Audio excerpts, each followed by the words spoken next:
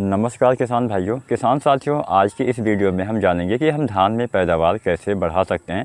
और आज की वीडियो में हम 5 प्रमुख बातें आपको बताने वाले हैं। अगर आप भी इन पाँचों बातों का ध्यान रखते हैं, ख्याल रखते हैं, तो आप भी धान में बड़ी आसानी से जो है पैदावार में बढ़ोतरी कर पाएंगे, ज़्यादा पैदावार आप ले पाएंगे।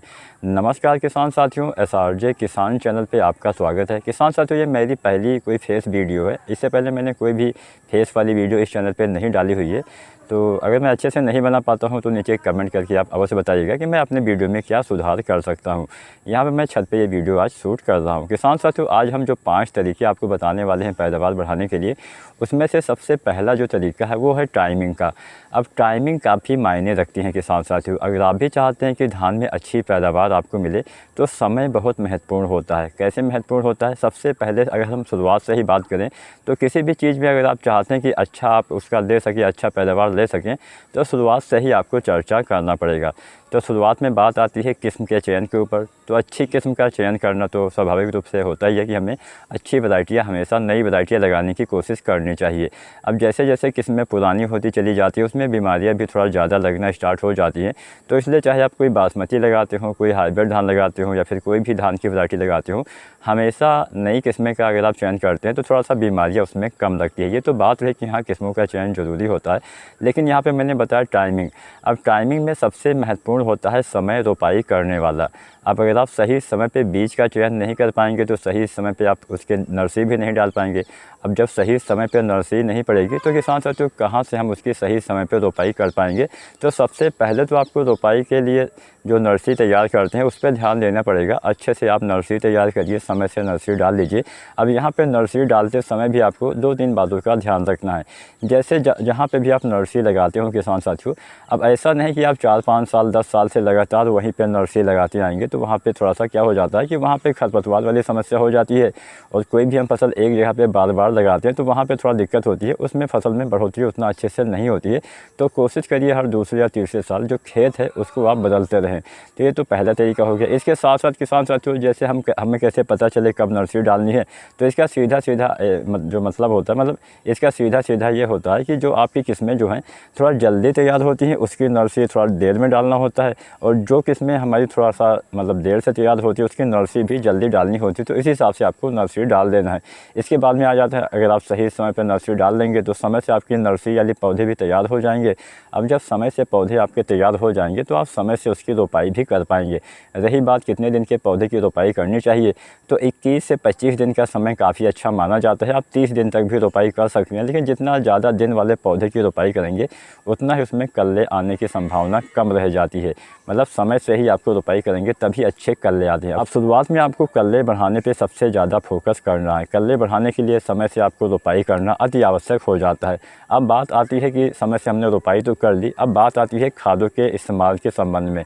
किसान साथियों, भले ही आपने समय से रोपाई कर दी हो, लेकिन अगर आपने सही समय पे खादों का इस्तेमाल नहीं किया तो वहाँ पे भी बहुत सारी समस्याएं आ जाती हैं। तो आपको समय से खादों का इस्तेमाल करना होता है। धान की फसल में जब हम पहली खाद डालते हैं वो आपको रोपाई के समय ही डाल देना चाहिए। यहाँ पे ही बहुत सारे किसान साथी गलती कर बैठते हैं। अब यहाँ पे किसान साथियों खादों के संबंध में अगर हम जानें तो समय से खादों का इस्तेमाल भी आपको करना पड़ता है। जो हम खादें रोपाई के समय डालते हैं उस मतलब जो हम पहली खाद डालते हैं बेसल डोज वाली खाद, उसका इस्तेमाल रोपाई करने से पहले या फिर रोपाई करते समय या फिर अधिकतम रोपाई करने के 3 दिन के भीतर आपको डाल देना चाहिए। 3 दिन के भीतर ही क्यों डालना है, इसके बाद हमें क्यों नहीं डालना है, इसके बारे में भी हम थोड़ा सा चर्चा कर लेते हैं। किसान साथियों, जब भी हम धान की रोपाई करते हैं तो जो हमारे पौधे की जड़ें होती हैं वो 3 दिन के अंदर मिट्टी में से अपना भोजन लेने लगती हैं। अर्थात आपकी मिट्टी में जो भी आपने खादों का इस्तेमाल किया हुआ होगा वो आपके पौधे 3 दिन के अंदर ही मतलब उसका जो खुराक है लेना स्टार्ट कर देते हैं। अपने पोषक तत्वों को ग्रहण करने का जो उनका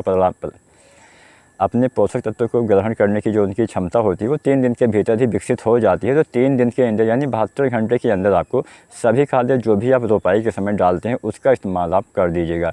जैसे ज़्यादातर किसान साथी DAP खाद का इस्तेमाल करते हैं तो इसका भी इस्तेमाल आप रोपाई के समय ही करिए। रोपाई के समय 35 किलो के आसपास DAP या फिर 30 से 35-40 किलो के आसपास लोग डालते हैं, तो यहाँ पे DAP भी आप डालिए। अब यहाँ पे किसान साथियों रोपाई के समय केवल एक खाद आपको नहीं डालनी है, वो है जिंक सल्फेट। अगर आप DAP डालते हैं या फिर SSP डालते हैं, मतलब रोपाई के समय कोई ना कोई आप ऐसी खाद अवश्य डालेंगे जिसमें फास्फोरस पाया जाता है। अब फास्फोरस वाली किसी भी खाद के साथ हम जिंक सल्फेट का इस्तेमाल नहीं करते हैं, तो आपको रोपाई के समय जिंक खाद नहीं डालनी है। अब इसके साथ में आपको क्या डालना है, DAP के साथ में आप डालिए के साथ साथियों पोटास, जो MOP पोटास आता है आप 15 से 20 किलो रोपाई के समय डाल दीजिएगा, अच्छा लाभ मिलेगा। अब यहाँ पे पोटास भी आपको 2 बार डालना है। पहली बार मैंने बताया 15 से 20 किलो DAP के साथ में डाल दीजिए, और दूसरी बार आपको लगभग 40, 45 या 50 दिन के अंदर फिर से 15 से 20 किलो MOP पोटास का इस्तेमाल करना है। अब यहाँ पे हमने जितनी भी खाद की मात्रा आपको बताई या फिर बताने वाले हैं, वह 1 एकड़ खेत के लिए मतलब प्रति एकड़ इतनी मात्रा आपको डालनी चाहिए। तो यहाँ पे हमने पोटास के बारे में जान लिया, यहाँ पे हमने DAP के बारे में जान लिया। अब हम बात कर लेते हैं यूरिया खाद के बारे में। यूरिया भी आपको समय से देना पड़ेगा। अगर आप बिना यूरिया के अच्छा पैदावार लेने की सोच रहे हैं तो आप भूल जाइए, क्योंकि बिना नाइट्रोजन के सही प्रयोग से हमें कभी भी धान में या फिर किसी भी फसल में ज़्यादा पैदावार नहीं मिल पाएगी। जैसे आपको पता होगा हमारी मिट्टी में सबसे ज़्यादा कमी नाइट्रोजन तत्व की ही है, तो इसके लिए यूरिया की उचित मात्रा का इस्तेमाल अवश्य करना। अगर आप धान की रोपाई के समय DAP खाद का इस्तेमाल करते हैं तो रोपाई के समय आपको यूरिया डालने की आवश्यकता नहीं है, क्योंकि DAP में भी नाइट्रोजन पाया जाता है। तो यहाँ पे किसान साथियों आपको इस्तेमाल करना है यूरिया खाद का रोपाई के 1 सप्ताह या 10 दिन के अंदर। तो पहली बार 1 सप्ताह या 10 दिन के अंदर आप यूरिया डालिए। लगभग आपको मात्रा डालनी होती है 15 से 20 किलो के आसपास प्रति एकड़ तक। तो इतनी मात्रा 1 एकड़ के लिए रोपाई के समय से 1 सप्ताह बाद आपको डालना होता है। इसके बाद में दूसरी यूरिया हम डालते हैं। यूरिया हम 3 बार डालते हैं, पहली बार रोपाई के समय या फिर 1 सप्ताह के अंदर। अब रोपाई के समय यूरिया आपको तभी डालना है जब आप SSP यानी सिंगल सुपर फास्फेट का इस्तेमाल करते हो। तो यहाँ पे दूसरी बार यूरिया आपको 20 से 30 दिन पे और अंतिम यूरिया 40 से 50 दिन के भीतर देना होता है। तो दूसरी बार भी यूरिया आपको 30 से 40 किलो डालना है, और अंतिम यानी 40 से 50 दिन पे यूरिया भी आपको 30 से 40 किलो के हिसाब से डालना होता है। इतनी मात्रा 1 एकड़ खेत के लिए पर्याप्त होती है। तो जब आप किसान साथियों 30 से 40 किलो यूरिया जो है 40-50 दिन पे डालते होंगे, तब इसके साथ में आपको पोटास जो आता है MOP पोटास 15 से 20 किलो इस्तेमाल कर देना है। ये तो हो गई बात कि हमें यूरिया कब डालना है, DAP मतलब हमने यहाँ पे जो बेसिक खादें होती है जिसका हम इस्तेमाल करते हैं, जैसे नाइट्रोजन, फास्फोरस और पोटास, इन तीनों तत्वों की पूर्ति कैसे करना है इसके बारे में आपको कंप्लीट जानकारी हमने दे दी। अब यहाँ पे कुछ हम NPK भी डालते हैं। कौन सा NPK डालते हैं, ज़्यादा नहीं डालना, केवल 3 NPK डालना है। पहला NPK डालिए NPK 19-19-19। अब यहाँ पे हम इतनी सारी जानकारी आपको इसलिए दे रहे हैं ताकि आप सही ढंग से धान की खेती कर पाएँ। अगर आप सही से खेती करेंगे तभी आपको अच्छा पैदावार मिलेगा। अगर मैं आपको बता दूँ कि हाँ इतने दिन पे ये डाल दीजिए तो सही नहीं होता है। आपको कंप्लीट जानकारी के लिए पूरा वीडियो के साथ साथियों देखना चाहिए। तो यहाँ पे हम बात कर रहे थे NPK खाद के बारे में। हमने बताया कि केवल 3 NPK ही आपको डालना है। पहला NPK आपको डालना है NPK 19-19-19। इसकी 1 से 1.5 किलो मात्रा डालिए, इसके इस्तेमाल से अच्छा लाभ मिलता है। दूसरा NPK डालना है 052-34। इसके इस्तेमाल से बालियों का निर्माण अच्छे से होता है। और तीसरा NPK डालना है 0050। अब पहले हम बात करते हैं 19-19-19 की। NPK 19-19-19 आपको धान की रोपाई के 20 दिन से लेके और 30 या 35 दिन तक अधिकतम आपको डाल देना चाहिए। इससे अच्छा लाभ मिलता है, फसल में बूस्टिंग का काम करेगा, मतलब पौधे की बढ़वार जो रुकी हुई है किसी कारणवश वो फिर से स्टार्ट हो जाती है। तो NPK आपको 1 से 1.5 किलो डालना है। आप चाहें तो इस NPK के साथ में कोई भी लिक्विड वाला ग्रोथ प्रमोटर डाल सकते हैं। अब यहाँ पे बात ग्रोथ प्रमोटर की ही हो रही है, तो यहाँ पे मैं आपको बता दूँ, अगर आप कोई दानेदार वाला ग्रोथ प्रमोटर डालते हैं तो उसका इस्तेमाल रोपाई के समय ही करना, 20, 25 या 30 दिन के बाद मत करना। रोपाई के समय या फिर 1 सप्ताह के भीतर आपको डाल लेना चाहिए। अब अगर हम बात करें सागरिका की, तो इसको की सागरिका आती है दानेदार रूप में 2 तरह से।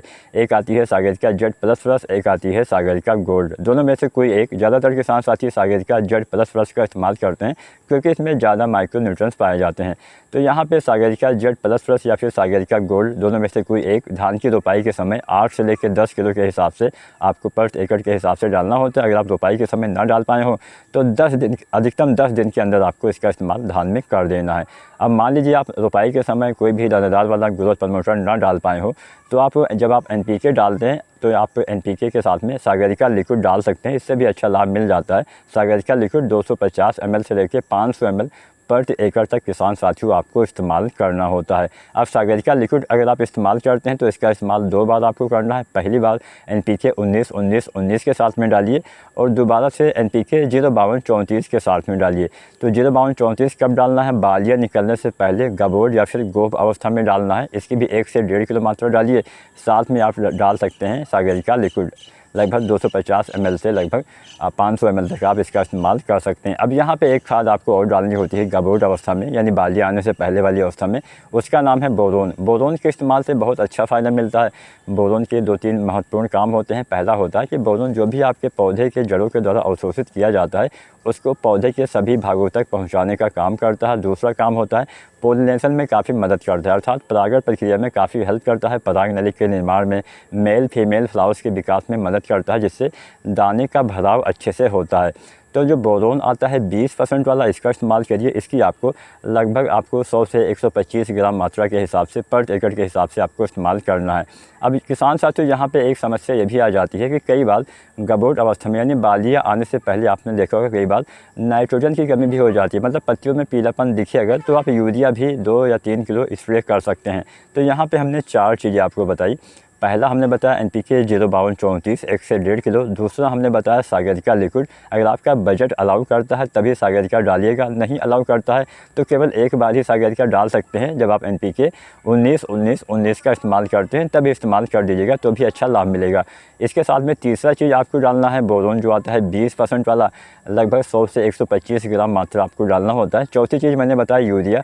अब यूरिया का इस्तेमाल तभी करना जब पत्तों में पीलापन हो। अगर आपको लगे कि हाँ गबोट अवस्था में बालियाँ आने से पहले पीलापन दिख रहा है तो किसान साथियों आप जो है यूरिया खाद का इस्तेमाल कर सकते हैं, यानी बालियाँ निकलने से पहले पीलापन दिखे तभी यूरिया डालना है। 2 या 3 किलो यूरिया घोल बना के आपको छिड़काव कर देना है। यहाँ पे हमने 4 चीज़ें बताई, आप सभी का अलग अलग घोल बनाना है, उसके बाद एक साथ आप टंकी में डाल के इस्तेमाल कर सकते हैं, अच्छा लाभ मिलेगा। अंतिम NPK की बात करें तो आप डालते हैं 0050, जिसमें 50% पोटेशियम, 17.5% सल्फर पाया जाता है।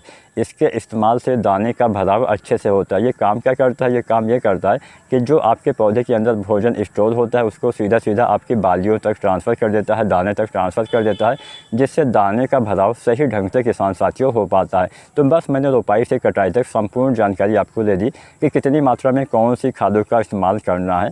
अब यहाँ पे कई बार एक समस्या यह भी आ जाती है किसान साथियों कि पौधे में पीलापन किसी भी अवस्था में आपको अगर अचानक दिख जाता है तो आपको क्या करना है? आपको लेना है 2 से 4 किलो दानेदार यूरिया, साथ में आपको लेना है जिंक सल्फेट 33% वाला 700 ग्राम या 750 ग्राम। ये 2 चीज़ें जब भी आपको धान की फसल में पीलापन दिखे, धान की रोपाई से लेके और धान की कटाई तक आप मान सकते हैं, जब तक फसलें थोड़ा हरी भरी रहती हैं तब तक। अब ऐसा नहीं कि बालें निकलने के बाद जब दाने भर जाते हैं तो स्वतः ही पीलापन आ जाता है, उसकी बात छोड़ दिया जाए।